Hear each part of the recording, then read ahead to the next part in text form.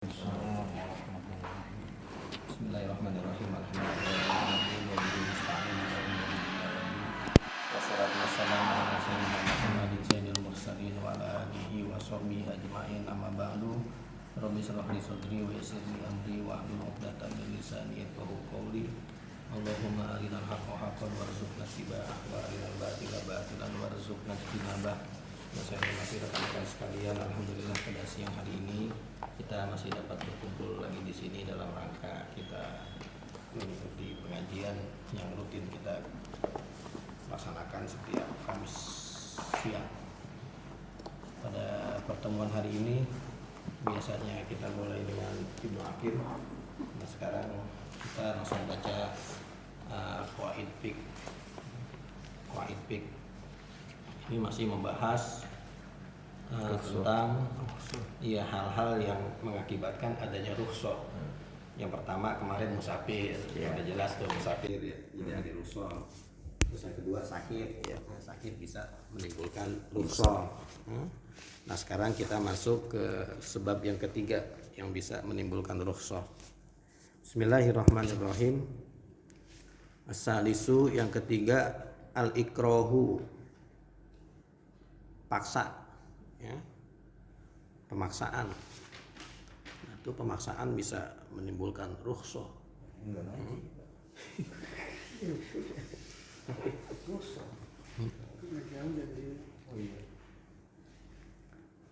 Al-ikrah, ya, pemaksaan, dipaksa mengerjakan sesuatu.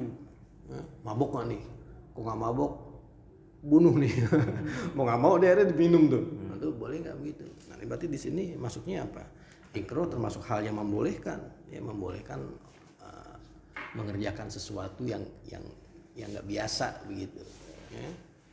Wa huwa kama ikhtarahu Nawawi, dan dia itu sebagaimana telah memilihnya oleh Imam Nawawi, ya, nggak pakai alif. Yahsulu bikulli ma yu'sirul aqilu, terhasil dengan setiap apa-apa yang lebih memilih oleh orang yang berakal, al-iqdama alaihi, untuk mengerjakannya. Kenapa dia ngerjain? Hazaron, karena menghindar, mimma huddida bihi, dari apa yang diancamkan kepadanya. Jadi diancam dia ngerjain sesuatunya itu misalkan haram, akhirnya jadi dikerjain. Karena kalau nggak dikerjain ntar ancamannya bakal dikasih, kan takut. Wazalika yakhtalifu biikhtilafil ashkhasi, dan demikian itu bisa berbeda-beda dengan berbeda-bedanya orang. Jadi pemaksaan kan tiap orang bisa beda-beda. Bisa jadi di A itu disebut ancaman, tapi di yang B belum tentu itu namanya apa? Ancaman. Jadi pemaksaan tuh kagak sama gitu. Sama aja sama penyakit. Ada orang baru penyakit, pusing dikit aja udah dianggap payah gitu, udah nggak bisa ngerjain sholat. Tapi ada orang yang sakit parah banget, oh kan ini masih belum sakit ini mah, begitu beda-beda. Sama ikrah juga beda-beda, ya, karena pemaksaan tuh ada yang nganggap nih bukan pemaksaan, ada yang orang nganggap nih pemaksaan. Jadi yakhtalifu biikhtilafil ashkhas, tergantung orang-orangnya beda. Ya. Wal af'alil matlubati, dan pekerjaan-pekerjaan yang disuruh.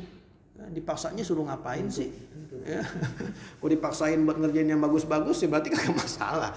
Ini yang dipaksainnya kita dipaksa suruh ngapain dulu. Kalau dipaksain sholat ya nggak apa-apa jadi bagus itu mah. Ya, ini dipaksainnya apa dulu? Ya, jadi beda-beda tuh. Ya. Wal amril makhufi biha, dan sesuatu yang ditakut-takutin. Wal amril mukhawwafi biha, dan sesuatu yang dibuat ditakut-takutin dengannya. Mukhawwafi. Iya, yang ditakut-takutinnya apa? Bahaya apa enggak sih ancamannya? Kalau ancamannya nggak bahaya ya udah tabrak aja, emang kenapa?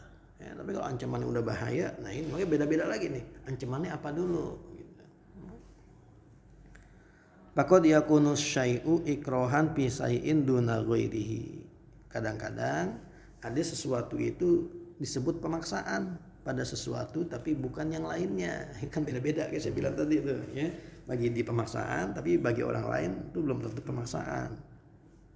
Wa fi haqqi syakhsin duna akhara, dan pada hak seseorang bukan orang yang lain. Wala budda fi zalika min umurin, dan mesti yang demikian itu daripada beberapa perkara. Yang pertama, qudratul mukrihi ala tahqiqi ma huddida bihi. Sanggupnya orang yang memaksa di atas memastikan ancamannya, biwilayatin dengan sebab kekuasaan, au taghallubin atau kekuatan, au parti hujumin atau serangan mendadak. Royokan. Jadi kan kalau ada orang ngancam kan kita lihat dulu orang yang ngancam itu bisa nggak sih istilahnya ngelakuin ancamannya itu. Bisa aja orang ngancam tapi kita lihat nggak bakal lah dia bang. Nah, jadi itu bukan ikroh kalau gitu, bukan pemaksaan kalau gitu. Jadi yang dikata pemaksaan itu emang orang yang maksa itu dia punya kemampuan ya untuk mengeksekusi apa yang dia ancam. Ya, kemampuannya apa sih? Bisa jadi wilayatin, dia punya kuasa. Orangnya kecil, kalau kita lawan aja mah kita menang. Tapi dia pemimpin gitu, punya kekuasaan, dia punya tentara. Oh, takut juga gitu. Atau taghallubin, atau emang fisiknya dia kuat, dia jauh lebih kuat dibanding kita, ya, takut. Ya. Au parti hujumin atau serangan mendadak. Orangnya biasa aja sebetulnya tapi bisa melakukan serangan. Gitu. Ya. Jadi itu yang pertama tuh, bisa disebut ikroh. Kalau orang yang maksanya itu punya kemampuan untuk melaksanakan ancaman yang dikasih kepada kita. Kuasa, kekuatan, Serangan. Ya. Kayak misalkan orang punya video orang lain gitu, punya foto apa ini orang lain. Ini gue sebar nih. Nah, bisa jadi kok kita lawan aja dia kalah begitu ya. Tapi karena filenya ada media kan, repot juga kapan dia mau share ke yang lain habis gitu. Begitu. Itu parti hujumin namanya tuh. Ya. Kalau wilayatin samin. Wilayatin kekuasaan. Samin ya apa? Dan samin yang jagoan gabus gitu. Oh, Damin. Itu mah dia mah kuat namanya orang yang menjago. Damin sada gitu. Iya, Jokowi secara fisik kan lemah. Tapi berani nggak lawan Jokowi? Berani, man dia punya kekuasaan. Dengan kekuasaannya dia bisa nyuruh tentara gitu. Dipaksa. Yang kedua, ajzul mukrohi andab'ihi. Ketidakmampuan orang yang dipaksa dari menolak ancamannya. Ya. Biharobin dengan lari, au istighosatin atau minta tolong, au muqawamatin atau ngelawan. Ya. Jadi bagi pihak yang dipaksa, dia harus berusaha dulu, berusaha menghindarkan diri dari paksaan itu, dari ancaman itu. Ya. Kalau dia masih bisa lari ya lari. Ya.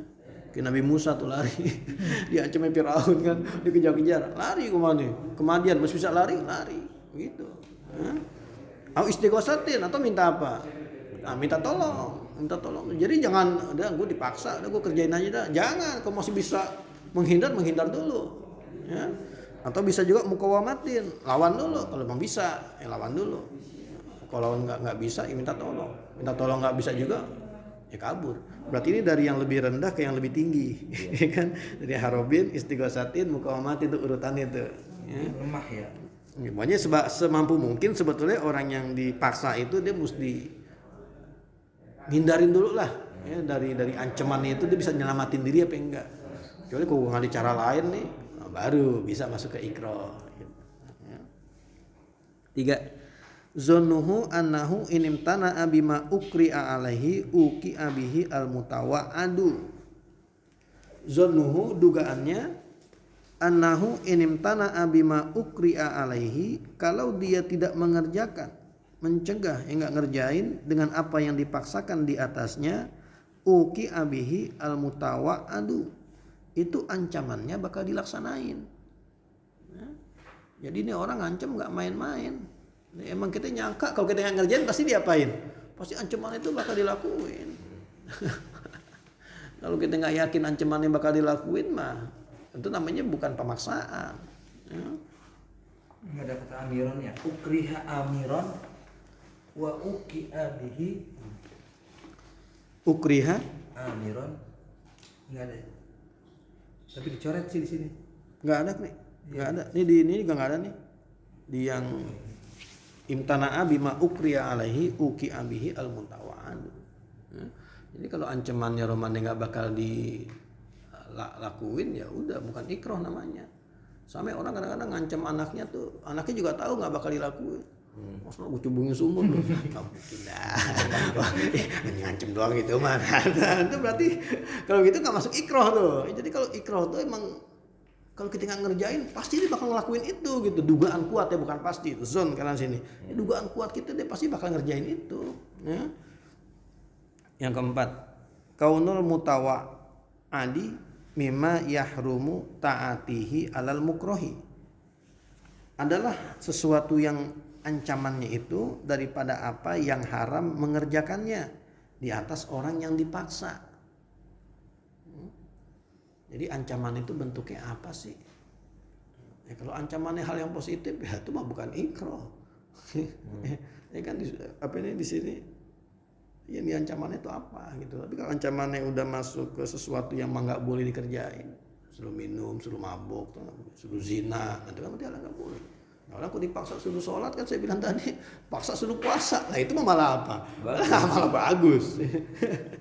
Jadi di sini mimma yahrumu taatihi, emang haram dikerjainnya alal mukrohi, di atas orang yang dipaksa. Ya. Mau zaman Nabi banyak ya orang kok ditangkap disuruh ngapain? Suruh kafir lagi. Mau dipaksa, mau kafir lagi diapain? Dibunuh. Dan ternyata Allah ngasih dispensasi, nggak apa-apa, pura-pura doang. Iya saya keluar lagi dari Islam. Tapi hatinya tetap apa? Wa qalbuhu mutmainnun bil iman, kan gitu di ayat Quran itu. Illa man ukriha wa qalbun. Karena banyak zaman Nabi kejadian begitu. Karena dia kafir. Iya orang lemah, budak apa-apa tangkap. Langsung banyak dipaksa apa? Dipaksa kafir lagi. Ternyata ada sahabat Nabi, iya, ya Rasulullah, saya cuma pura-pura doang biar saya nggak dibunuh, tapi hati saya tetap mantap. Ternyata di ACC gitu, ayat Quran langsung turun di situ. Kecuali orang yang dipaksa, tapi hatinya tetap mantap apa? Tetap mantap beriman. Itu buat keimanan doang apa buat lainnya bisa? Apanya? Nah, makanya itu kan berarti masuknya jadi dispensasi. Jadi dispensasi. Kita disuruh minum udah tahu haram nih, tapi iya, dipaksa.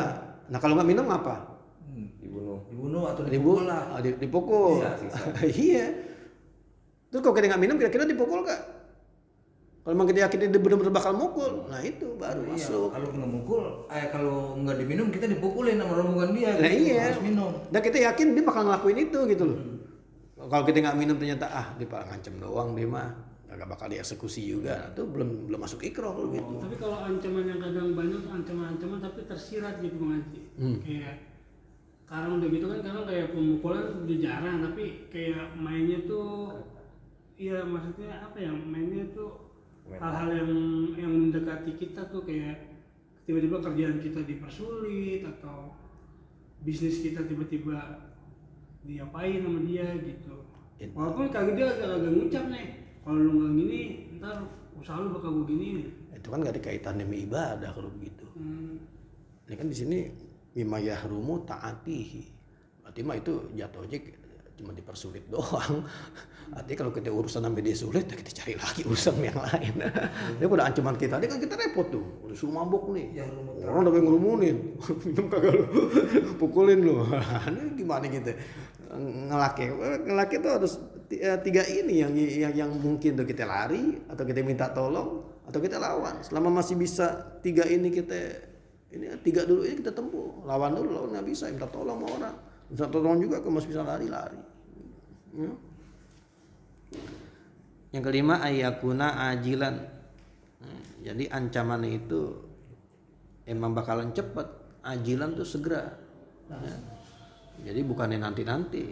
Ini kalau lu nggak minum, lu gue pukulin lu. Bulan besok gue pukulin nih. Sampai aja ngancemnya mati besok. Nah itu nggak masuk ikroh kalau gitu, karena berarti ancamannya masih nanti, masih tahun besok. Masih lama tuh mah iya. Sebetulnya peraturan yang berubah, sebetulnya presidennya diganti, lah kan bisa aja, masih banyak kemungkinan. Tapi kalau saat ini juga ajilan nih, mau lu nggak minum, pukulin nih. Nah itu baru maksudnya ajilan. Yang keenam, ayyakuna muayyanan. Ancamannya itu tertentu. disebutin ancamannya apa sih, ya, itu baru ikrar. Kan bisa aja orang ancam, pokoknya kalau nggak minum ntar lihat dah bakal gua apain lu. Nah, ntar lihat dah bakal diapain, tak apaan. Iya, ntar dibagi duit lagi. Kan kita nggak tahu, nah itu berarti ancamannya nggak muayyanan tuh, nggak tertentu gitu. Ini harus jelas ancamannya apa, mau dibunuh, ya kan, mau dipukulin, tapi mau diapain ancamannya, mesti jelas disebutin ancamannya. Ya kok cuma ancamannya, ntar lihat aja dah bakal gua apain. Nah, ya apa ancamannya, itu belum masuk kategori ikrar kalau begitu. Jadi harus jelas dulu ancamannya apa, ya. Kalau nggak minum kafir. Ai annutku bi kalimatil kufri. Artinya berbicara dengan kalimat kekufuran. Benar gak, Kri? Iya. Bener, lanjut situ. Iya. Nggak ada asabiunya, nggak ada ya? Yang ketujuh nggak ada ya? Yang ketujuh nggak ada. Nggak ada. Ini kayaknya mah kurang sebaris nih roman nih. Ini kagak nyambung. Ini nggak nyambung. Ayyakuna muayyanan, tahu-tahu ai annutku bi kalimatil kufri. Ini nggak nyambung sebetulnya nih. Ini sudah cek di kitab ini sama di kitab ini Asbab wa Nazair yang ketujuh, nah baru yang ini annutku. Berarti kurang enter. Iya, mungkin kalau kata saya nih katibnya kelewatan satu baris, mungkin loh. Kelewatan satu baris, masuk ke baris yang berikutnya. Ada begini jadinya. Jadi ini nomor 7 nih. Seharusnya nomor 7 ada lagi. Nomor 7 bukan ini. Tapi ini adalah keterangannya nanti wa yushtaratuna. Tapi itu kok di sini tahu-tahu jadi ai. Kita bingung. Tertentu apa sih annutku bi kalimatil kufri? Berbicara dengan kalimat kekufuran. Tapi ya kita ikutin aja tulisannya begini. Man kalau dugaan saya sih ini kayaknya ada sebaris yang kelewat nih. Katibnya begitu, penulis kitab ini ame teks yang dari Pak Kiai mungkin kelewat sebaris. Akhirnya jadi ya gitulah kalimatnya nggak nyambung sebetulnya. Langsung ke ayat. Iya. Dan ai-nya itu nggak nyambung gitu loh. Biasanya ai kan nyambung ya, antara yang sebelum ai sama setelah ai nyambung. Ini kan nggak nyambung. Tahu-tahu kok ai annutku bi kalimatil kufri. Artinya berbicara dengan kalimat kekufuran. Nah, ini yang saya jelasin tadi. Disuruh murtad dipaksa gitu. Kalau nggak murtad saya bunuh. Nah itu boleh. Annutku bi kalimatil kufri boleh. Bisyarti dengan syarat toma'ninatil qalbi, dengan syarat hatinya tetap mantap. Nah, tetap mantap untuk apa? Untuk beriman. Man kafara billahi. Maksa suruh makan daging babi, ya udah, ayo makan. Yang penting kita ya selamat dulu. Nggak apa-apa ya begitu. Ini kan lagi yang Spanyol habis itu dikuasain oleh orang kafir lagi itu ya, yang Andalus kan terjadi pemurtadan massal tuh, ini dipaksa ninggalin Islam kayak begitu. Ya. Palestina. Mungkin di Spanyol bisa orang Islam bisa langka banget, padahal dulu kan Andalus daerah Islam. Iya. Cordoba daerah Islam ya. Maksudnya Islam bisa langka banget di situ. Apa sih bahasanya tuh ya? Bahasa gerejanya ada tuh bahasanya tuh pemaksaan orang jadi balik ke suruh murtad lagi begitu. Di qaulihi ta'ala man kafara billah min ba'di imanihi, orang yang kufur terhadap Allah setelah keimanannya, illa man ukriha wa qalbuhu mutmainnun bil imani, kecuali orang yang dipaksa kufur tapi wa qalbuhu mutmainnun bil imani, tetapi hatinya masih tetap mantap dengan apanya? Dengan keimanannya. Jadi boleh ngeles dulu, nyari selamat dulu. Tadi selamat ya udah Islam lagi, iman lagi, boleh tuh, nggak dianggap main-mainan begitu, nggak dianggap mempermainin agama, kagak. Ya. Lakinil abdolu, akan tetapi yang lebih bagus, yang lebih abdol, al imtina'u musobarotan ala dini, yang lebih bagus mencegah ya, musobarotan karena mempertahankan di atas agama. Jadi walaupun di situ Allah ngasih dispensasi, tapi yang bagus tetap mempertahankan agamanya, nggak apa-apa dibunuh dah. Yang penting jangan sampai kafir, begitu yang bagusnya tuh. Tapi andaikan dia ternyata ngucapin keluar dari Islam pun, kalimat itu strategi, itu apa? Boleh begitu, boleh. Ya. Sampai orang kafir juga begitu, kalau perang udah kepepet aja, pedangnya udah ini, la ilaha illallah, udah nggak boleh dibunuh, Kan Nabi kan ngelarang. Ngelarang. Iya, sampai yang baca la ilaha illallah udah jangan dibunuh. Yang ngucapin begitu jangan dibunuh. Padahal dia main-main tuh ya. Apanya? Biar selamat doang. Ya kan nggak tahu. Kan pernah ada kejadian. Iya, Khalid bin Walid ke siapa itu? Ali apa Khalid bin Walid? Ali bin Abi Thalib ya. Kayaknya Khalid dah. Orang udah la ilaha illallah. Yang khalifah yang paling galak siapa? Ali. Iya itu dia Ali. Umar galak juga, galak semua. Yang main pedang, yang main anu aja. Ini kan dihantam tuh. Pas lagi mau dia nyebut la ilaha illallah. Kami Nabi kan diomelin. Ya Rasulullah dia pura-pura doa. Iya. Dia udah kalah aja ngaku apa? Ngaku Islam, la ilaha illallah. Biar selamat doang, makanya saya bunuh juga. Kata Nabi, emang ente bisa black ininya dadanya, lalu ente lihat niatnya di situ. Ente bisa gak? Kok ente bisa tahu-tahu nyangka dia cuma nyari selamat doang, sampai tadi benar-benar beriman. Nah, dia jadi sebenarnya sama aja. Orang kafir kok kepepet. Iya. Mendingan di pura-pura Islam gitu, man ternyata dalam Islam dilarang malah tuh. Udah begitu, ada ngucapin la ilaha illallah masih diapain? Masih dieksekusi juga. Kalau nggak salah Khalid orangnya. Karena Khalid banyak juga tuh perbuatan itu yang sebetulnya kurang serg gitu di Nabi begitu. Jadi karena memang dia paling ahli strategi strategi perang ya tetap dia yang jadi apa? Yang jadi panglima. Ya kalau kita kriteria nyari karyawan itu kan inna khaira man istajarta al-qawiyul amin. Orang yang kuat dan juga terpercaya. Nah itu, kita mau nyari karyawan pasti itu yang kita cari itu. Kuat, amanah. Kuat tenaga, kuat otak. Itu kuat tuh. Tergantung kerjaannya, ya kan? Amanah. Nah, terpercaya. Nah, itu kalau kita baca-baca di tafsir itu kan diributin. Sekarang kan susah nyari yang kayak begitu. Berarti kita ngeduluin kuat dulu apa ngeduluin amanah dulu? Kok nyari karyawan gitu, nih orang amanah tapi kemampuannya kurang misalkan. Ini orang pintar tapi amanahnya kurang. Yang mana yang kita rekrut jadi karyawan? Ada yang bilang tetap nyari yang amanah dulu. Ya, karena orang kuda amanah walaupun dia kurang nguasain bidang itu, nanti atas dorongan amanahnya itu dia bakal berusaha tuh menutupin kekurangannya. Banyak kok di kita orang ngangkat karyawan gitu. Kok inti jadiin bendahara dia nggak bisa ini loh, nggak bisa Excel, nggak bisa apa. Dia orangnya amanah, tapi dia nggak bisa ngitung. Iya, tapi orang amanah tapi tetap tadi bakal cari cara tuh biar dia bisa ngelakuin kerjaan itu orang amanah tuh. Tapi ada juga yang bilang enggak, kapabilitas yang penting, integritas itu kalau dilihat belakang karena itu tadi dilihat masalah panglima perang itu kenapa Nabi nyuruhnya Khalid karena memang dia paling capable gitu. Kalau masalah ketakwaan ya orang banyak kok, ada Umar bin Khattab, kenapa nggak jadi panglima perang, kenapa nggak Ali bin Abi Thalib. Tapi kalau masalah strategi perang emang harus diakuin Khalid bin Walid paling unggul gitu. Jadi patokannya itu tuh kalau nyari karyawan tuh koyun amin, nyari pemimpin ya itu juga dua. Nah, makanya kalau kita kagak nyari pemimpin kita cari yang rajin ibadahnya. Itu sebetulnya nah orang tuh kalau ibadah mulu kapan dia mimpin rapat nih? Atau Pak rapat Pak, dulu gue duha berempat nih.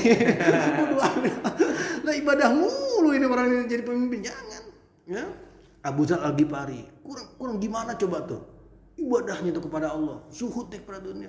Abu Dzar Al-Ghifari suatu saat dia datang pada Nabi, ya Rasulullah istakmilni, saya suruh kerja apa ya Rasulullah?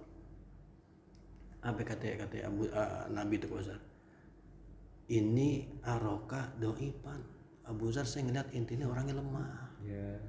Bukannya lemah dari segi fisik, dia fisik perang apa kuat, tapi dari segi jiwa kepemimpinan inti lemah. Ya. Dan saya suka terhadap diri inti apa yang saya suka terhadap diri saya, kata Nabi. Jadi apa yang semua saya saranin nih itu jangan kesinggung gitu, karena ini yang terbaik. Apa yang saya suka buat diri saya itu buat diri inti. Ya. Apa kata Nabi? Engkau jangan jadi pemimpin walaupun orang cuma dua. La ta'amarna alasnaini. Inti jangan kan buat mimpin suatu kaum itu dua orang aja.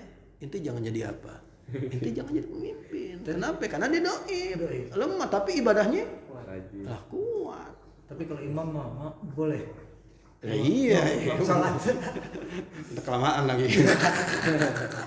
ibadahnya banyak. Jadi kalau kita kan sekarang nyari ini, ini cakep nih, rajin ibadahnya jadi pemimpin. Sebetulnya kagak begitu kriterianya. Lu Nabi buktinya Abu Dzar dia nggak kasih izin jadi pemimpin. Karena intinya orangnya doi, ngadepin orang tuh doi. Ya, walaupun intinya ibadahnya apa? Wah, ya zuhud. Lagi dia orangnya zuhud banget. Tuh ada urusan dunia, buat apaan sih gitu aja. Ini kita pengen bangun gedung ini, udah gini aja ngapa sih gedung? Ya, cakep-cakep lah. Iya. Udah orang-orang ada gedung itu. Tapi yang nyari pemimpinan dekat sama Allah ya benar, nyari pemimpinan dekat sama Allah benar. Cuma kalau patokan kita tuh yang wah, lu rajin yang kita lihat tuh kapabilitas, dia mampu gak nih memimpin bangsa nih, mimpin jadi presiden, mampu gak gitu. Ya. Jadi jangan Ustadz Ami Kiai jadi disuruh jadi ketua RT. Kiai sudah jadi lurah lah, kesian. Kan begitu banyak nih kiai dicalonin jadi caleg. Kan udah kebukti lah sekarang. Pesantrennya ditinggal, santri ditinggal, majelis taklim ditinggal. Ya. Kursinya di Senayan kosong mulu, kalau rapat kayak kemana datang. Ini datang kagak. Pesantren ditinggal lah, jadi banyak mudorotnya. Udah kiai ustadz suruh ngajar aja, kayak ngajar aja. Jadi cakepan emang yang jadi ketua DKM jangan ustadz. Jangan kiai itu jadi ketua DKM. Udah ketua DKM siapa kek? Udah kiai mah ngajar aja di situ. Gitu. DKM pengusaha.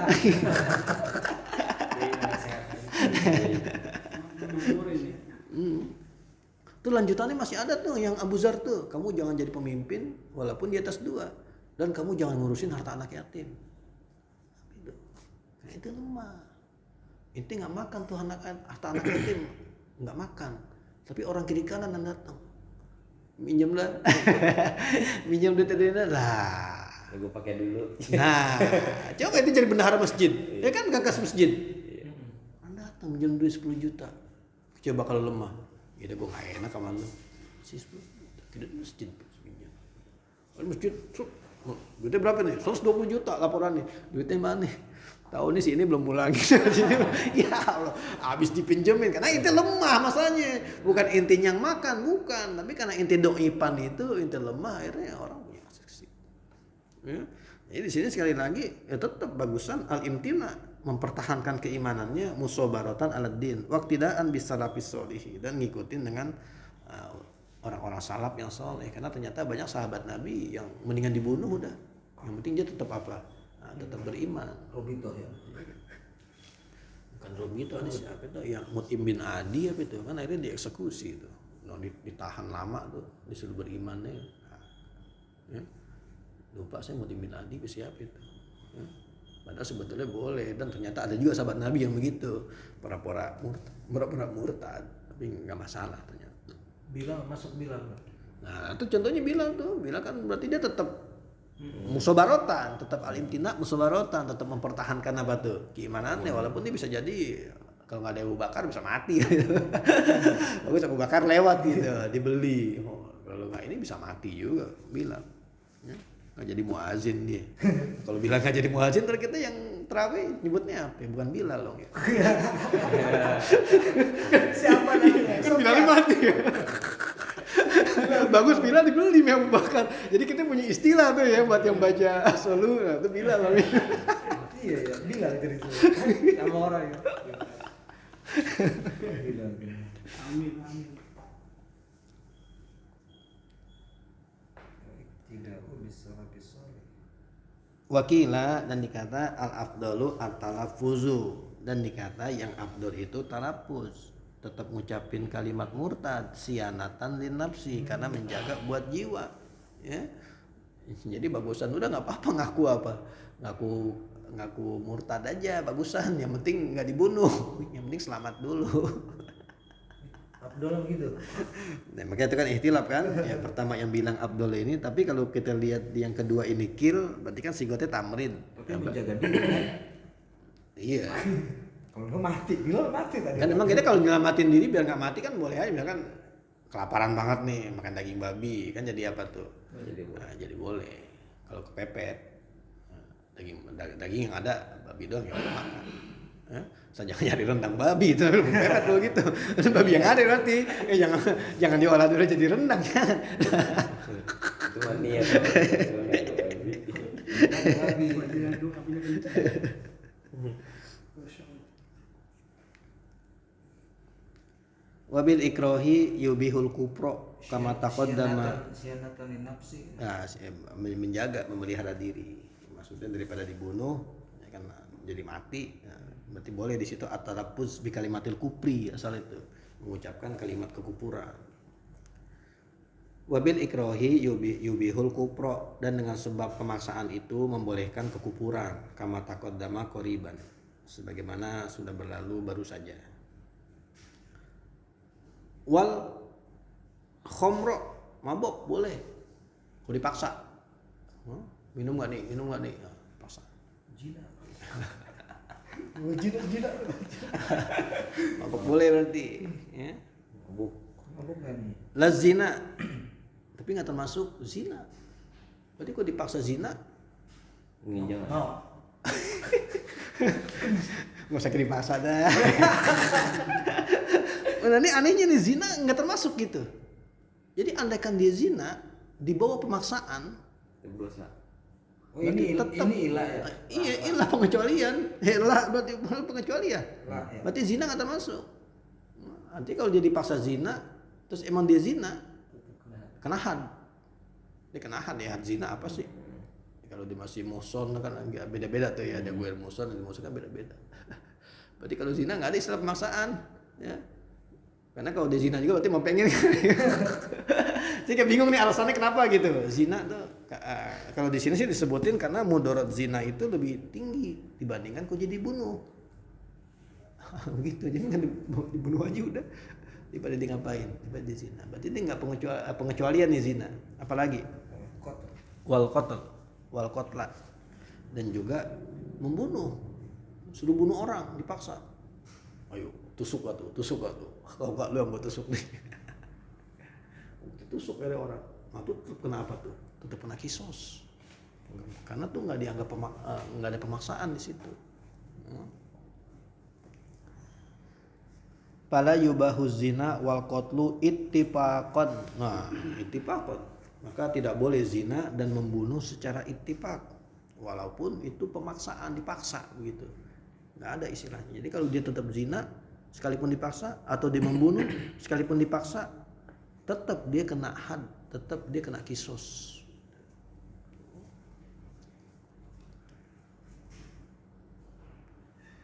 Memang kalau ngebunuh, kalau kita pikir ya apa artinya? Lu kalau nggak ngebunuh dia, lu gue bunuh, ya sama aja. Ada yang mati juga namanya. Dengan gua aja mati dah. Pada saya matiin orang, mungkin masih masuk akal gitu ya kalau ngebunuh gitu. Ya. Fayuhaddu man zana wa man qatala bil ikrohi, maka tetap dikasih had orang yang zina dan orang yang membunuh orang lain dengan sebab dipaksa. Wa ala kullin, dan secara keseluruhan, fa innal mukroha bizina la yantashiru zakaruhu. Ini alasannya nih, ya. Maka sesungguhnya orang yang dipaksa untuk berzina itu barangnya nggak bakal bangun. Alasannya tuh. Layan tasyir. Iya, bangun. Orang dipaksa kata Ya, orang ketakutan. dipaksa, iya. Mana dibangun ya. Ketakutan. Dipaksa bini aja susah bangunnya.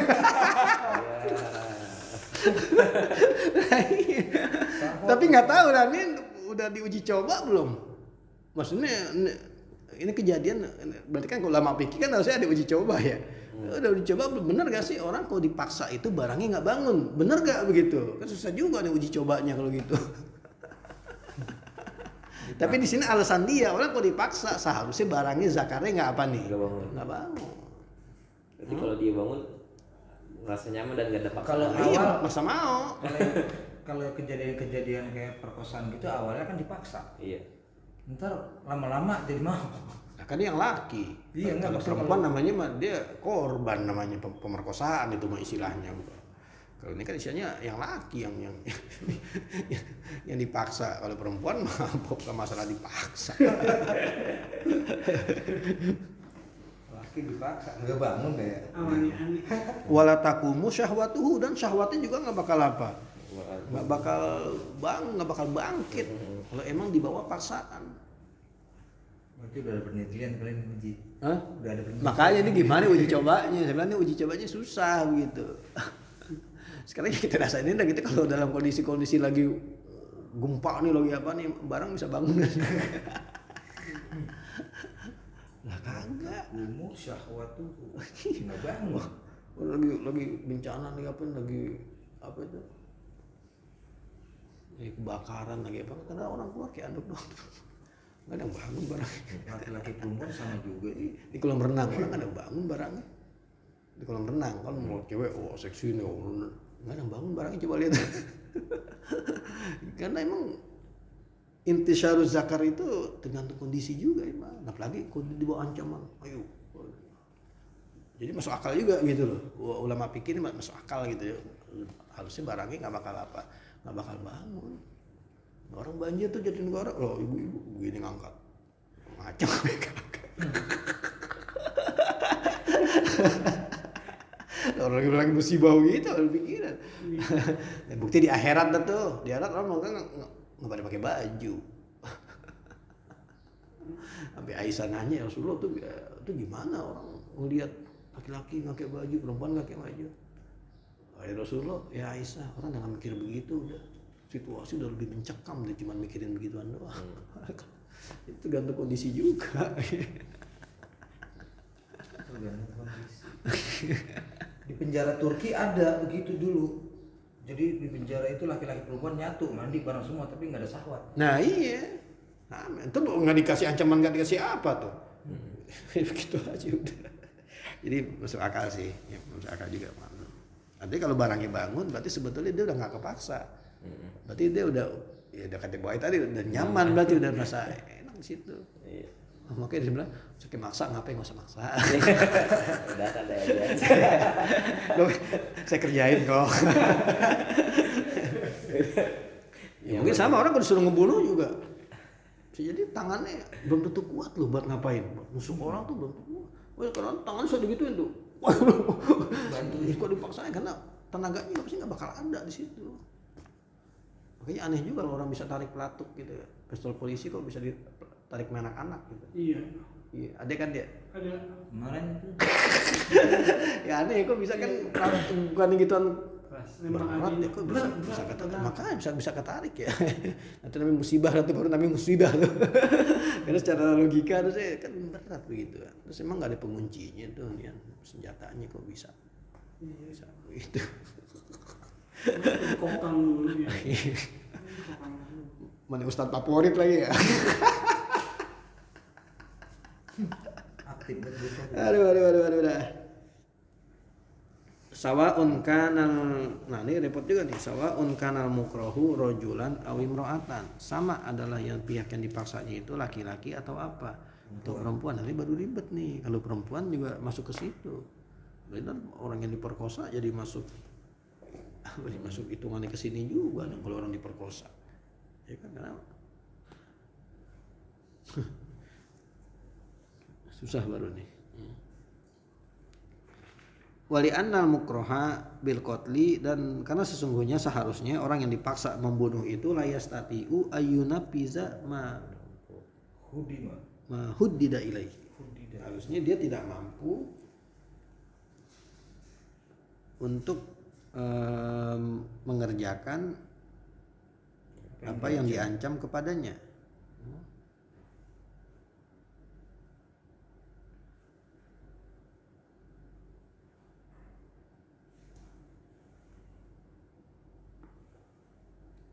Ya sama, berarti orang yang disuruh ngebunuh orang juga ya, Nggak nyanggup ya. ya harusnya dia juga nggak punya tenaga buat ngapain, buat ngebunuh orang ya, kan tangannya udah gemeter dipaksa-paksa begitu.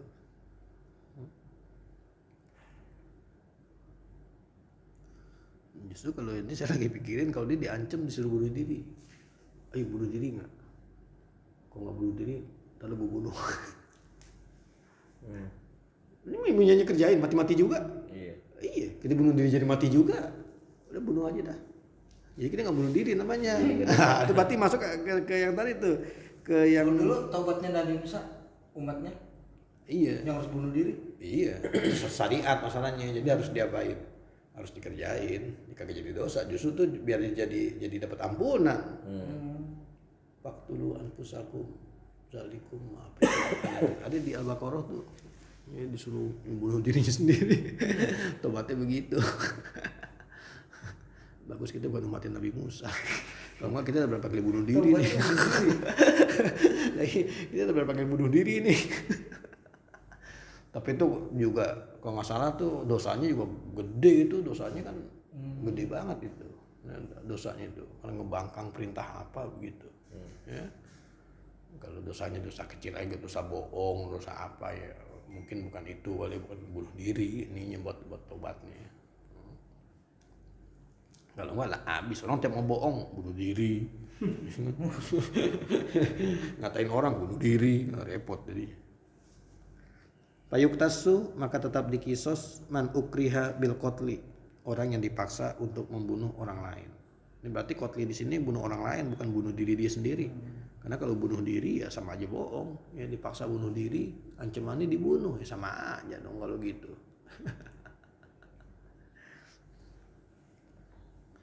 So baru kita masuk Anisyan.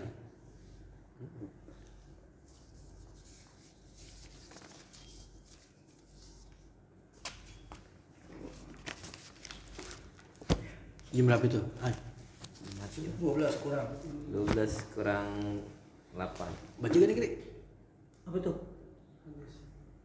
Baca kasih. Baca satu ya. Satu udah baca. Ya, baca. Ya, dapat 2 juta. Setelah hadis. Masih membicarakan tentang sebab-sebab kenapa orang pada bikin hadis maudhu. Ya, kenapa orang bikin hadis maudhu? Yang pertama karena fanatik terhadap mazhab. Yang kedua karena untuk menjatuhkan Islam. Yang ketiga karena menjilat kepada pemimpin. Jadi dibikin hadis maudhu. Ya. Sekarang yang keempat, yang hak. At-takassubu, bismillahirrahmanirrahim, at-takassubu wa thalabur rizki. Nyari usaha dan nyari rizki. Ya, nyari keuntungan. Nyari duit, dia bikin hadis maudhu, nyari duit. Bisa gitu. Enggak boleh tuh. Kaba'dil qussos, seperti perlakuan sebagian orang-orang yang tukang cerita. Arti tukang cerita di sini apaan? Tukang ceramah. Nah, Tukang ceramah, biar dia laku. Akhirnya dibikin hadis-hadis yang maudhu, hadis-hadis yang aneh gitu, dan orang resep. Orang resep gitu, jadi dia dipanggil lagi gitu. Khusus. Nah, jadi di sini khusus ini ya bukan khusus orang tukang ngedongeng gitu doang kan. Khusus itu mana berarti resmi, Ngeluarin hadis tapi hadisnya palsu. palsu. Jadi dicari hadis-hadis yang aneh-aneh gitu dibikin biar menarik perhatian orang. Karena kalau hadisnya udah sering aja kan, ada sering nih mah, ada sering nih. Bikin ini zaman dulu. Kalau sekarang sih udah nggak begitu. Siapa sih yang bikin hadis maudhu? Zaman sekarang ketahuan banget bikin hadis maudhu. Yang ada kok zaman sekarang orang nyampein sesuatu yang dia nggak tahu. Kalau itu sebetulnya hadisnya apa? Maudhu. Atau yang banyak jadi kok zaman sekarang. Tapi kalau sekarang orang sengaja bikin hadis maudhu ya bego banget, pasti ketahuan begitu. Dia bikin sanadnya gimana nanti? Wah susah. Dan ternyata zaman dulu merebak nih kejadian kayak begini. Khusus tukang dongeng, kalau suka ceramah-ceramah begitu. Nah, kiai kan kalau nyebut orang tukang ceramah ada dikata tukang dongeng. Lu ngapain sih tukang dongeng gitu? Nah kita ngapain? Kita ceramah sebetulnya. Kita tukang dongeng. Karena emang ada di bahasanya di kitab ternyata ada begitu loh. Karena kiai lucunya aja ngambil dari kitab kiai. Lucunya tuh humornya ngambil dari kitab kiai itu. Karena pas kita ngaji, Allah ini humor kiai nih. Iya, sampai tukang dongeng ada. Tukang dongeng nyebutnya di sini khusus bukan cerita berarti tukang dongeng. Tentu dipakai bahasa tuh kiai buat penceramah tukang dongeng sebetulnya. Allazina iyatakassabuna bitahaddusi ilan nas. Tuh, yang mereka mencari usaha dengan tahaddus, dengan bercerita kepada ilan nas, kepada manusia. Ya apa sih kok sekarang? Ya, penceramah berarti. Ceramah yang isinya cuma apa? Dongeng. Sekarang nggak begitu. banyak. Ada.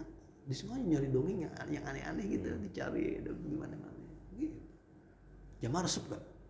resep. Kalau orang kampung, kalau orang kota suruh pergi begitu.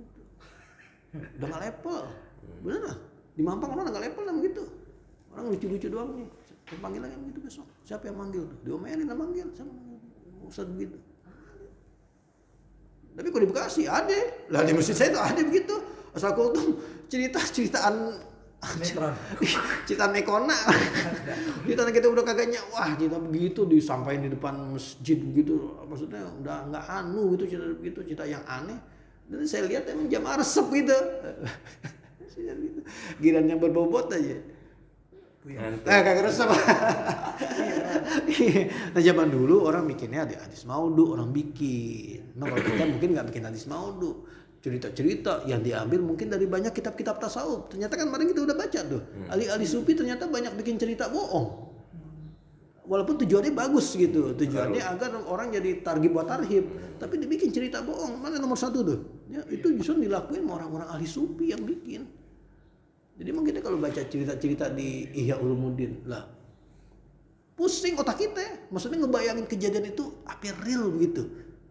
Ya, kayak ada kejadian nih orang yang soleh apa dirampok, diikat di pohon, ya kan? Gila. Nah asal makan dari mana makannya? Burung datang, ngasih makan. Terus sore datang lagi burung, masih sampai 7 hari. Akhirnya dibebasin. Nah ini, gimana bisa makan ini? Setiap sore ada burung gagak datang. Karena kan kita bingung cerita begitu. Kita katanya mau bener tapi rasanya otak kita susah banget cernanya. Tapi kalau kita bilang kagak benar, lah dari kita yang populer banget di Indonesia begitu. Banyak sih cerita begitu. Nah tuh resep orang Jawa kita resep tuh. Walaupun cerita begitu sebetulnya bisa jadi bikin-bikinan doang. Ya mas sekali lagi cerita begitu nggak usah pikirin soal kagaknya dah. Ya, kalau suka nyampein cerita-cerita begitu gitu. Masuk nggak ke keimanan gitu masuknya? Ya, makanya kan tujuannya begitu. Yang penting orang jadi benar. Diambil faedahnya aja lah, mau izonya nasihatnya apa sih inti ceritanya dari itu. Yang bagus kalau kita cerita yang real aja, cerita yang real. Faedahnya apa? Pasti ada di cerita di Quran kan banyak banget cerita yang real tuh di Quran kan banyak. Apa tuh hikmah-hikmah yang bisa diambil dari cerita. Tapi kalau burung banyak ceritanya, Ji. Seperti surat juga pakai burung nganterinnya. Ya iya, tapi kan ini apa iya orang selama 7 hari diikat di pohon burung gagak nganterin makanan. Iya. Terus besok sore datang lagi. Ya walaupun bisa jadi benar gitu, makanya teman ame otak kita susah kita nerimanya gitu. Tapi di dalam kerajaan dulu begitu juga burung jadi pengantar surat. Burung bos. Iya. Nanti pas ketemu Sarip kan orang memperdalam ilmu begituan. Baru kenal tuh kemarin ketemuan lagi di mana itu ketemuan lagi acara di ini tuh acara maulid di mana itu nomor inti berapa pi kasih lo dikirimin cerita begitu dari kitab ini dipoto ulama ngarang abis nih tintanya bapaknya abis tuh pohon yang datang maranin cabangnya ambil dari situ nulis lagi. Iya. Bingung, tapi ngambil dari kitab di foto-foto itu tiap malam ngasih gituan mulu. Lah, pertama kita wah mantap juga nih kasih komentar lah, lama-lama udah awal biar berhenti lah. Lu ngasih begitu cita-cita begitu mulu kita bingung. Banyak susah dicerami akal. Ada emang kita juga tentu kayak model di ini tuh saya baca tuh kayak model Samsul Ma'arif. Nah tuh banyak sumber-sumber hadis maudhu di situ. Ada lagi apa lagi? Ada 3 kitab tuh disebutin yang memang banyak beredar di Indonesia. Samsul Ma'arif nama kita. Maka Jainal Ma'arif juga nama kita. Samsul Ma'arif ada kitabnya banyak ngajiin. Dijual Rupik dijual. Ternyata di kitab Mustola yang saya baca tuh itu termasuk list gitu loh. Kitab yang banyak sumber apanya. Duratun Nasin tuh udah ada tuh. Duratun Nasin udah ada kiai dari Jawa Timur apa dari apa? Dia bikin tahqiq nih. Dia dibikin tahqiq itu nih yang nggak benar ini yang nggak benar ini dibikin. Lo nggak tahu tuh dia bikin tahqiqnya dipublish sampai kagak gitu. Cuma disebutin doang di situ. Alhamdulillah kitab ini dari tahqiq sama kiai ada di Jawa Timur. Duratun Nasihin. Kan Duratun Nasihin banyak juga tuh cerita-cerita yang kita bikin ini juga. Dan orang kita resep gitu. Masa orang kita resep belajar begitu.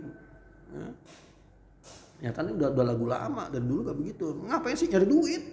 Ketika orang resep kan bisa dipanggil lagi ceramah lagi, dipanggil lagi ceramah lagi lah resep gitu. Kita kasabuna nyari usaha di situ. Fayuriduna ba'dul qasasil musliyati wal ajibati. Maka mereka menyampaikan sebagian kisah-kisah yang menghibur dan yang aneh. Ya. Menghibur. Ya. Tasliyah kan hiburan. Hatta yastami'a ilaihim annasu, sehingga orang-orang pada mau ngedengerin mereka. Wa yu'tuhum, dan orang pada ngasih duit karena suka menceritanya.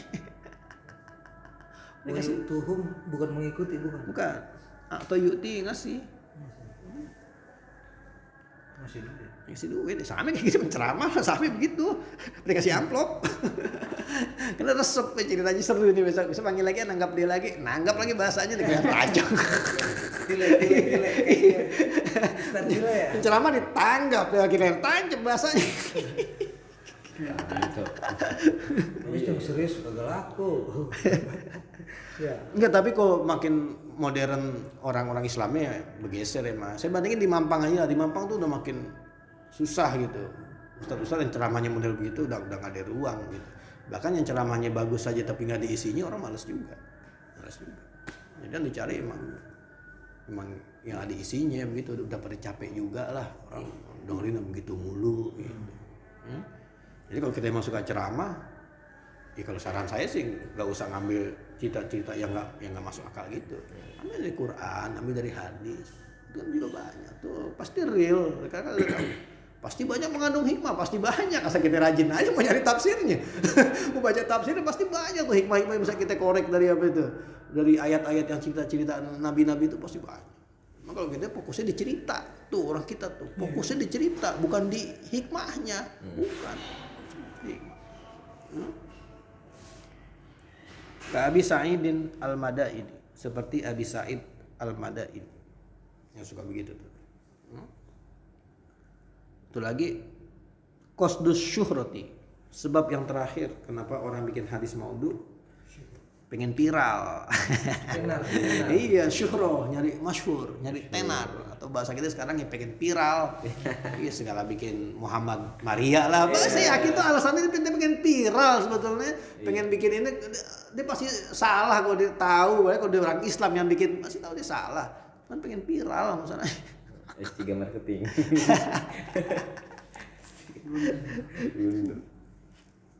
Wazalika biiradil ahadisil gharibati, dan demikian itu dengan menyampaikan hadis-hadis yang gharib, allati la tujadu inda ahadin, yang tidak didapat di seorang pun min suyukhil hadisi, daripada guru-guru hadis. Jadi ulama-ulama hadis yang ngetren nggak nyampain hadis itu, tahu-tahu dia nyampain hadis itu lah, kan hebat. Si anu dia bisa tahu hadis ini. Zaman dulu hebat begitu, ini zaman dulu nih hebat begitu. Dia dapat dari mana tuh? Viral langsung. Berarti dia alim tuh.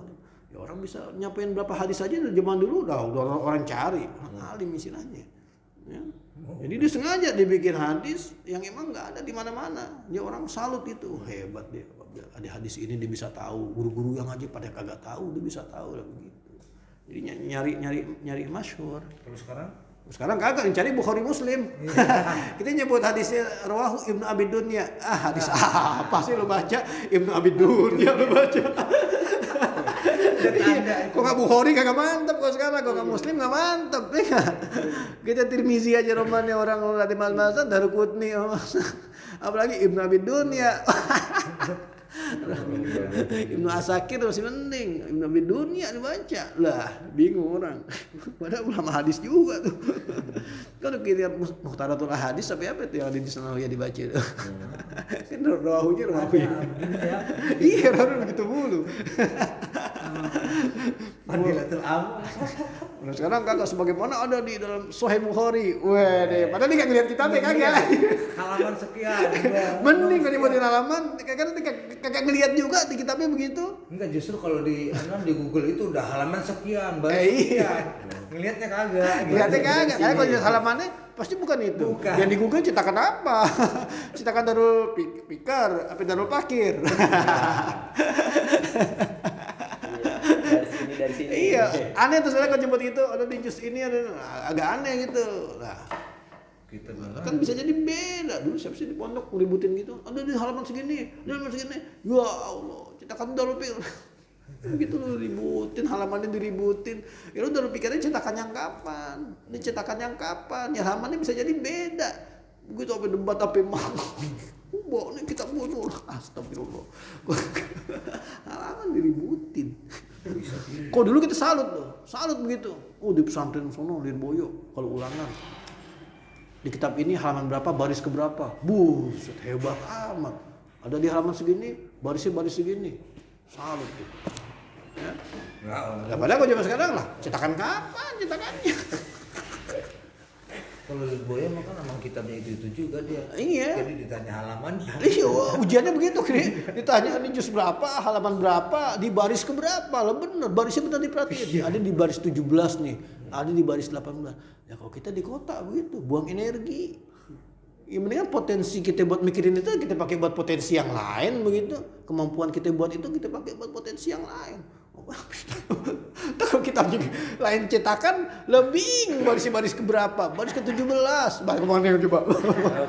Ya, bingung. Oh cetakannya gede ya. Nyari di maktabah Samilah lagi nyarinya. Yang kagak di halaman sih. Ini page, ini bukan halaman, ini page. Repot dah kalau masih gitu-gitu. Ya. Jadi benar-benar dia nyari apa nih? Nyari tenar. Emang kalau zaman Nabi bisa jadi begitu. Ada hadis tuh yang orang lain pada kagak tahu, ada sahabat satu doang yang ngapain. Yang tahu tuh zaman Nabi bisa tuh begitu. Karena bisa jadi Nabi emang ngomongnya ke dia doang. Nabi lagi ngomongin sama dia, lagi berdua doang. Bisa aja. Kayak omongan Pak Kiai lah. Ada omongan Pak Kiai itu yang tahu cuma satu orang dua orang, mungkin pas Kiai ngomong itu dia lagi ngomong sampai mukri doang gitu. Jadi kisah itu cuma mukri doang yang tahu. Bisa gak begitu? Bisa, zaman Nabi bisa begitu. Nabi nyampain hadis lagi ngomong sesuatu lagi pribadi bisa. Kita ada yang Abizar tuh. Ya, bagus itu Abizar walaupun tuh sebetulnya kan menyudutin dia gitu loh. Ya kan itu berarti gue dianggap nggak Iya. tapi tetap dia sampaikan hadis itu. Dulu Rasulullah nyuruh saya gini, begitu. Buzar Al-Ghifari. Inilah aroka doipan. Saya ngeliat intinya orangnya lemah. Udah lu jangan dah. Ini jadi mimpin nah. Yatim ya. Apanya? Enggak, tapi orang susah emang. Dia orang susah bukan karena dia orang susah, emang karena dia zuhud. Kok zaman Nabi orang susah jangan langsung kita artiin dia emang orang susah, kagak. Emang ya, udah nggak tertarik sama apa? Udah nggak tertarik sama dunia. Di kita juga banyak kok orang begitu. Emang udah nggak mau kaya begitu. Mau ingat ya, kesian tuh dia orang susah. Dari kecil. Lah, emang dia mah susah, dia pengen.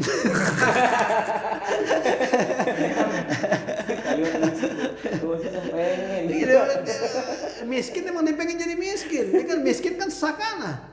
Artinya apa sakana? Tenang. Ya kan kenapa dia miskin? Karena dia tenang. Kagak mau bergerak. Kalau gelisah. Kagak mau kerja namanya. Di rumah aja. Ini karena dia sakana, dia tenang aja, dia di rumah aja. Dia jadinya apa? Dia jadi miskin. Gitu. Jadi asal katanya tuh kenapa disebut miskin? Karena sakana tuh. Karena dia mau tenang aja. Mau nggak mau usaha, mau nggak bergerak, diem aja gitu. Ya udah, dia jadi miskin. Apa yang mau nggak boleh jadi pemimpin walaupun dua orang. Tapi itu di situ lata ammaronna, bukan berarti jangan jadi imam, bukan. Nanti Abu Zar berarti boleh jadi apa? Jadi orang. Tapi lata ammaronna, jangan jadi amir, jangan jadi pemimpin. Alasna ini, walaupun orangnya cuma berapa? Orangnya cuma dua. Jadi kalau emang merasa nggak mampu, gitu ya kita ya jangan jadi pemimpin. Nggak mampu jadi ketua TU, jangan gantiin Mukri, jangan gantiin Mukri. Ini malah minta digantiin. Bang gak ada yang mampu bang udah. Lah iya kriterianya berat. Iya. Al-Qawiyul Amin. Waduh. Kriteриanya tuh Qawiyun Amin. Qawiyun kapabilitas, Aminun integritas. Coba kita baca persyaratan orang nyari karyawan, dibutuhkan lowongan kerja. S1 bisa mengoperasi komputer. Apa sih itu? Kapabilitas, Qawiyun, ya, disiplin, ya kan, bisa bekerja sama, integritas, pasti kabur itu tuh, Qawiyun, Amin. Nyari jodoh juga begitu. Iya. Ya kan? Kawiyun apa? Ngomongin jodoh. Kawin amin juga. Ini sebenarnya karena mau habis Pak, itu datang jadi ngaco aja nih ya. Ini udah mau habis sebenarnya. Kawain jadinya. Jadi lama ini. Jadi nyari jodoh kan juga begitu. Ya, jadi kan pas itu anaknya Nabi Syuaib, taruhnya Nabi Syuaib ya. Pas laporan, inna khaira man istajarta al-qawiyul amin. Ya, orang sebaling baik yang inti jadiin karyawan itu al-qawiyul amin, ya kan? Atau ayat berikutnya kan apa tuh? Ini uridu an unkihaka ihdab nataya hataini. Saya ingin menikahkan engkau dengan anak saya yang mana aja deh nih di antara yang dua.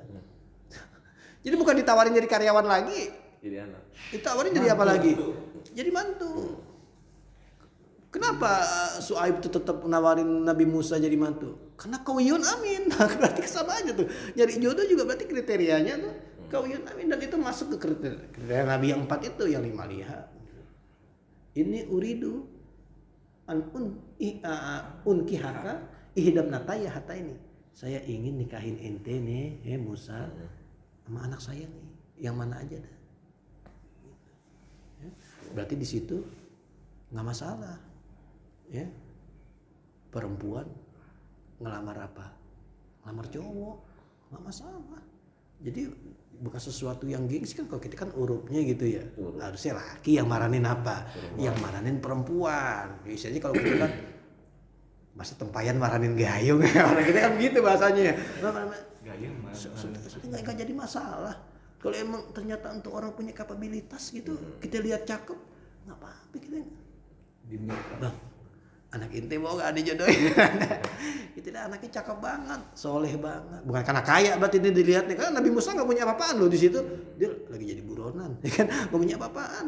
Ya, berarti yang dilihat apa Nabi Musa tuh? Kawin aminah itu, sifati itu yang dilihat. Jadi nggak masalah, kita jangan gengsi gitu. Emang kita lihatnya. Di kampung gitu, saya anak muda naik jadi ustadz juga, udah banyak kaya yang daftarnya nggak, mau nggak sih jadi bantuan ini, mau anak-anaknya, jadi untung nggak jadi aib gitu. Ya, kalau ditolak pun kita jangan merasa, buset, gue ditolak nawarin anak gue, ya, jangan merasa begitu, jangan merasa kagak enak. Umar punya anak namanya Hafsah, Hafsah punya suami namanya Khunais, gugur dalam perang Badar, gugur, jadi janda. Siapa nih? Hafsah. Umar marahin Utsman, mau nggak sih nikahin anak saya Hafsah? Mau nggak nikahin anak saya? Nawarin anaknya sampai malu Umar, kagak. Nawarin. Iya. Kata Utsman, saya pikir-pikir dulu dah ya. Pikir dulu. Dapat berapa hari? Utsman datang lagi. Umar, nih abis saya mikir-mikir, kayaknya saya kagak dah. Kayaknya saya kagak dah sama anak ente mah. Ya mungkin ya Utsman bininya udah slotnya udah habis kali 4 ya. Slotnya habis. Ya mungkin dia mau nggak pengen nikah lagi kali, udah tua apa gitu. Saya enggak dah. Selesai kagak. Abu Bakar diparanin. Ya kan? Abu Bakar. Ini anak saya janda nih Hafsah. Ini nikahin dah. Abu Bakar diem aja. Nggak jauh nggak. Umar malu ngambil Utsman, ditolak kagak. Utsman enak nggak? Biasa aja begitu. Ya, datang lagi ke Abu Bakar, nawar. Abu Bakar nggak jawab nggak apa, saya pikir-pikir dulu kagak. Walam yarji ilahi syai'an, kagak jawab sama sekali, dia diam aja, diam. Ya. Padahal itu kata Umar nih. Kalau bandingin Abi Utsman mah saya lebih ngarepin Abu Bakar. Lebih ngarepin Abu Bakar dibanding apa? Dibanding Utsman. Ya, padahal saya nggak ngarepin banget nih Abu Bakar nih. Tapi dia nggak jawab apa. Nggak lama Rasulullah datang. Ngelamar siapa? Hafsah dilamar sama Rasulullah. Umar enggak, Abu Bakar enggak, Rasulullah. Jadi 4 khalifah ini ada hubungan musyawarah semua kepada Nabi. Ya, Abu Bakar mertua, Umar mertua, Utsman mantu, Ali mantu, ada hubungan musyawarah semua. Ya. Besokannya habis Nabi ngelamar, ketemu lagi Umar sama siapa itu? Sama Abu Bakar. Kata Abu Bakar, makanya saya nggak jawab apa-apa, soalnya saya tahu Nabi udah ngomong sama saya pengen ngelamar, ya kan, pengen diambil tuh Hafsah sama dia. Nah saya pengen jaga nih rahasia Nabi. Makanya saya bingung mau jawab apa, saya diem aja dah.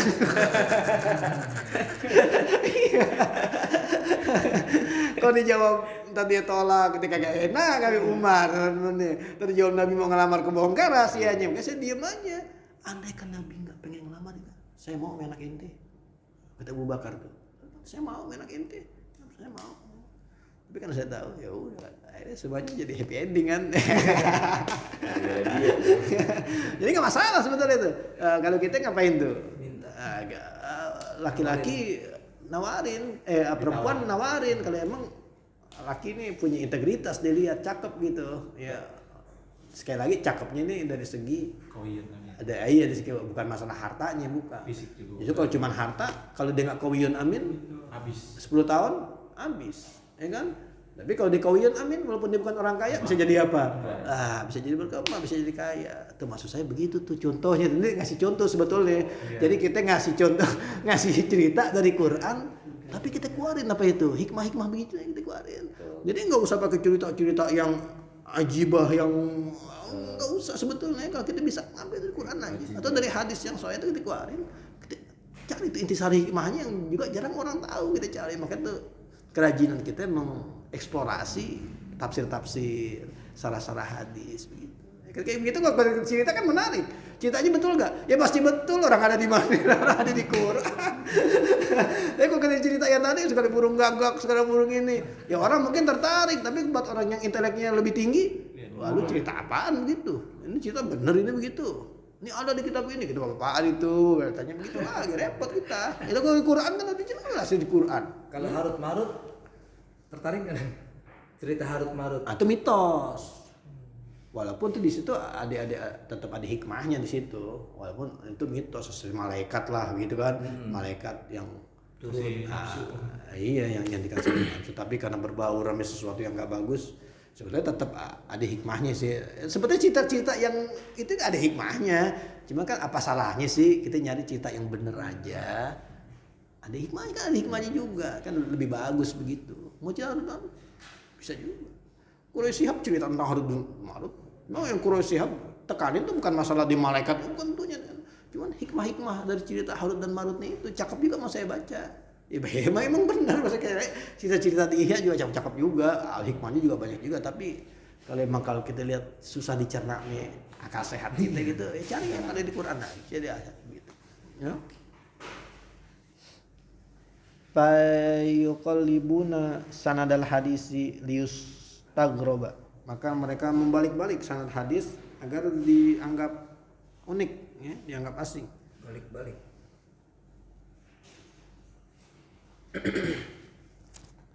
Apa tuh? Payurogoba pisimaihi minhu. Jadi orang tertarik untuk ngapain? Untuk ngedengerin hadis-hadisnya itu. Kayak Ibni Abi Dihyata, seperti Ibni Abi Dihya, wa Hammadin An-Nasisi, An-Nasibi, dan juga Hamad An-Nasibi. Baru besok kita masuk ke Mazahibul Karomiyah fi Wad'il Hadis. Ini namanya disebutin semua nih. Sa'di Al-Madani tadi.